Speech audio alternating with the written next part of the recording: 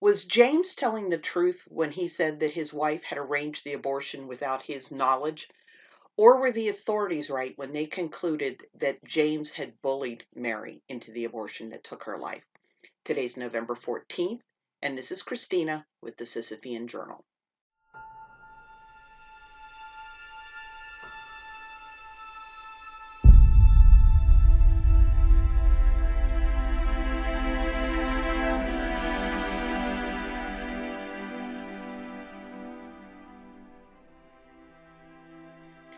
Today I want to start by sharing the findings of the coroner's inquest into the November 14th, 1873 death of Mary Hill. We, the jury, find that the said Mary A. Hill, now lying dead at number 22 Price Place in the city of Chicago, came to her death November 14th, 1873, from inflammation of the uterus and peritoneum produced by an abortion. And we, the jury, from the evidence, find that said abortion was the result of an operation performed on the said Mary Adele Hill by Dr. Charles Earll, with the knowledge and consent of James Hill, husband of the aforesaid Mary A. Hill. And we, the jury, recommend that the said Dr. Charles Earll be held as principal and the said James Hill as an accessory before the fact to answer to the grand jury in the case. So the the coroner's jury had to sort through a lot of conflicting evidence before they came to their conclusion. And I'm not quite sure how they arrived at their conclusion because the news coverage kind of makes it sound a lot more like it was James telling the truth. Let's go over it. Dr. Emmons, the county physician, testified about the post-mortem examination, which verified that an abortion had indeed caused Mary's death. So that doesn't prove that Mary arranged this by herself or that James forced her into it. Dr. Duff testified that Mary had come to him offering to pay about $30, which is about $650 in 2020 dollars, to perform an abortion, but he refused. So this would indicate that Mary did seek out the abortion in some way. Now, whether she did it because she was being bullied, I can't say. Dr. T.D. Fitch, who'd been the family physician for 4 years, testified that he had been called in to attend to Mary.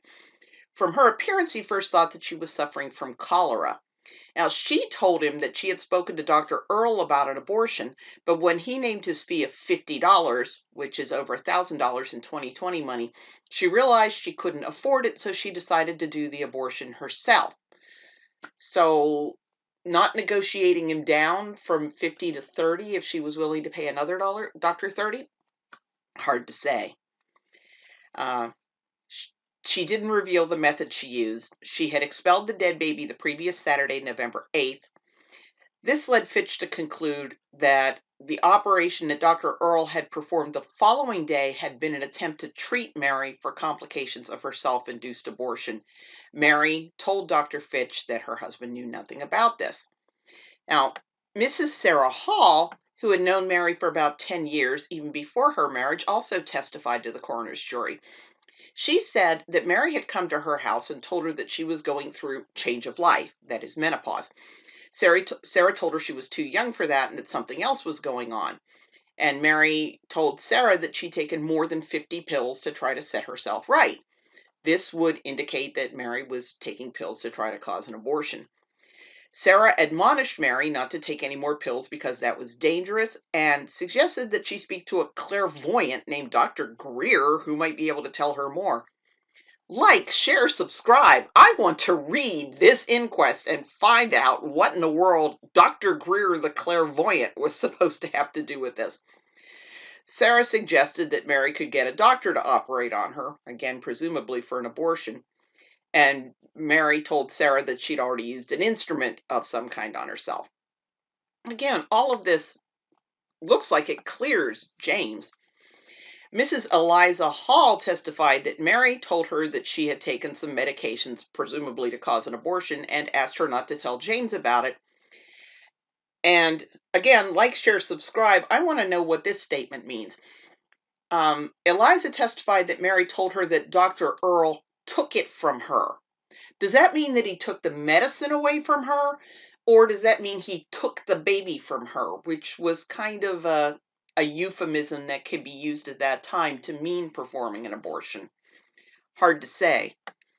Now, Mary's husband testified that Mary had given birth to 5 children, 2 of whom were still alive. He described his wife's suffering during her final illness, but said that he did not know what the cause of her sickness was. He said that at her request, he'd brought Dr. Earll in to care for her. He said she told him that she'd had a miscarriage and had never said anything to him about using any kind of instrument to perform an abortion. And he testified that after hearing the testimony, he no longer knew what to think. There must have been some testimony that pointed in another direction. The November, I put 34th. I need to get the right date. The Chicago Tribune said, if Earll and Hill are not convicted, the case as it now stands will teach brutish husbands and medical quacks an important lesson. The dead Mrs. Hill seems to have been bullied into the abortion, whether she performed the operation herself or submitted to it at the hands of a professional butcher, by a husband who declared that he would not support 3 children, there being already 2 in the house, and who, according to the evidence, insisted that his wife should take medicine and told her to buy a sharp instrument to procure the abortion. This seems to make him an accessory before the fact in the eyes of the law and the chief criminal in the eyes of humanity, no matter how or by whom the abortion was committed. The evidence goes to show that it was not a terror of childbearing that induced Mrs. Hill to consent to an abortion, but simply a deference to her husband's low selfishness. There is no punishment commensurate with the crime of a man who thus deliberately jeopardizes the life of a loving and obedient wife to his own brutal instincts and declared parsimony, and it is in the interest of common humanity that he should receive the full measure of punishment which the law provides. What testimony am I not seeing? Because everything that was covered in the articles I found definitely made it look like this was something Mary did without her husband's involvement or with Dr. Earll's involvement before the fact or with the abortion itself. So both men were arrested and brought to county jail, but on December 3rd, the grand jury released them on the grounds that the evidence was vague and circumstantial. Again, like, share, subscribe. I want to read these files. Now, this was far from Dr. Earll's only foray into court over abortions. He was arrested in the spring of 1874, so just the next year, for performing an abortion on a woman named Talfrey. I don't know whether it was Miss Talfrey or Mrs. Talfrey or what her given name was. He was released, and a month or 2 later, he was arrested for the abortion death of Rosetta Jackson. Now, he served 11 months after being convicted in Rosetta's death. He was released in August of 1875, and only 2 months later, he was implicated in the abortion death of a woman whose surname was Crichton. He was investigated again in August of 1877 for the abortion death of a woman surnamed Morgan, and arrested for performing an abortion that did not kill a woman surnamed McKay, but he was not indicted for that, and he was convicted in the 1880 abortion death of Etta Carl.